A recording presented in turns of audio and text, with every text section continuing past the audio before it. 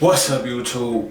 Back with another episode of Trenches to the Riches. I just want to touch up on some things before we end out the day. I just want to make sure y'all realize what y'all getting into. This is a marathon, not a sprint, alright? So if you're expecting to get rich quick, this is not the channel for you, alright?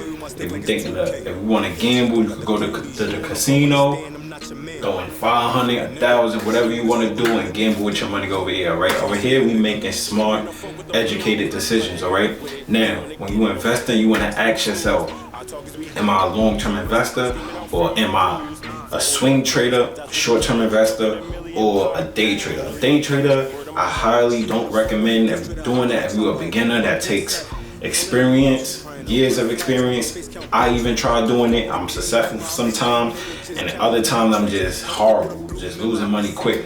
So if you thinking of a long-term mindset, for example, if you bought a Tesla at 500 and it went to $1,000, all right, a swing trader is going to sell at, all right. You're not getting married to the play, you're selling that, you're moving on to the next play, and you're taking your profits, all right. A long-term trader is a person that he bought Tesla at 500 and it goes to 1,000. Now let's say it dips to $800, $700, all right.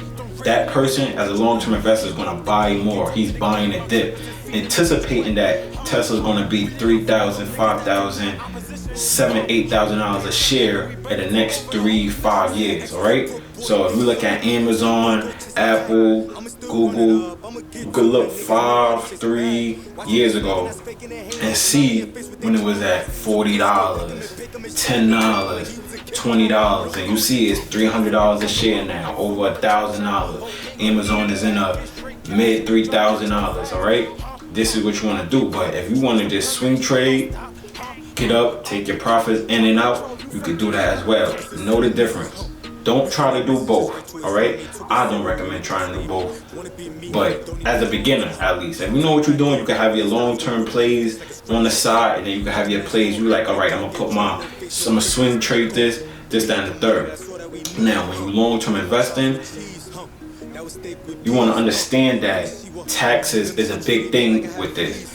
Depending on how much money you make, if you're a short-term investor, all right, let's say you have $100,000, right, and you put your money into something and it goes up 50%. No, I'm gonna say a better example so you understand. Let's say you got $100,000, right, and you put it in that Tesla at 500 and it goes to 1,000, right, and you doubled your investment, but then you sold when it hit 1,000.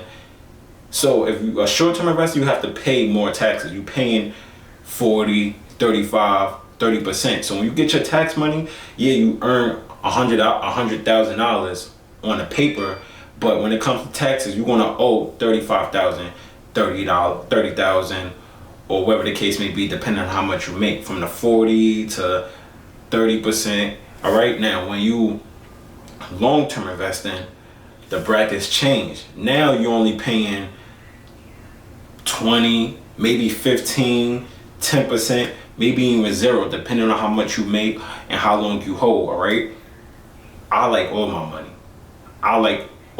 So I'd rather hold long term, and then if a company dip, I'm buying more, all right? When you long term on a stock, if say Tesla went up to 1,000 and it dropped back down to 800, 700, you want to be buying that dip, all right? It don't make sense to just hold it and not buy no more. As a long-term investor, you want to buy every dip that you can, any red day you can, any day that is going down. You're not the one that's panicking. You're the one that's being aggressive. So if other people want to sell because they heard some false news about this and that, and Tesla got bad cars, and this is messed up, and this is broken, and this car crashed, and the hedge funds, the professional haters put out an article, hey, Tesla is this, Tesla's that, sell, and you see everybody selling. You want to be that person that's buying. That's what I did with Tesla. That's what I did with Lucid. That's what I did with Plug and a lot of other plays. When I'm looking at companies that I like, I don't just jump in right away. I'll make sure and wait until I get a good discount for that company. If I don't get that discount, then I'm just not buying it. Like Bitcoin. Bitcoin is at $64,000 a coin right now. I saw Bitcoin go to 29,000. At that moment, I didn't have no money to buy Bitcoin. Am I buying it now? No. If it dips, yes, I would love to buy it. I would love to buy as much as I could at a low price. Right now, I'm not buying it. If it goes to 100,000, then so what? I'm in 20 other plays that I'm making money in. So you never have to FOMO buy and chase a play and feel like you got left out or left behind. It's other rocket ships getting ready, preparing for takeoff, ready to make you money, all right? You just gotta find them, do your due diligence, be smart about what you're doing, all right? It's a marathon, not a race. If you feel like if it's a company that you like, for example, Lucid, it shot up to $50, say you love Lucid, whatever the case may be, you feel like you got left behind, be patient. It might come back down to $25, $30, $40. You never know, but focus on the plays that's low right now. For example, DraftKings, Tattoo Chef, Palantir, those are all stocks that I'm interested in that's in buying ranges. I ain't focusing on EVs or electric cars no more. We already bought low on those, all right? Time to go to the next play and find the next cryptocurrency or stock that's in a buying opportunity. All right, so when you buying stocks, you want to have the mindset of, am I short term or long term, all right? If you long term, then there's no reason why you panicking when a stock is falling down, because you have years for the stock to go back up. You have a year, 2 years, 3 years, 5 years, maybe even 10, depending on how long you can hold your water, right? And you buying every dip that you could. Now a swing trader, that's different. You bought Tesla at 750 and it drops to 500 and you just wanted to make that quick swing trade, then yeah, you might have to wait 6 months to get your money back, and you're not buying that dip or whatever the case may be. You might buy a dip to get a lower average cost, but that's a failed mission right there. Swing traders, they're in and out, maybe 6 months, 3 months, buying it at 20, selling it at 23, taking $200 profit here and there. You know, taking a little bit of money, taking $1,000 profit, $200 profit. Long term, they're looking for the big bang. They looking for, if they put 5,000, they want to get 15,000 back. That's the triple up. Or if they put 50,000, they want to get 150,000 back. That's another triple up. Or a 5x or a 10x. All right.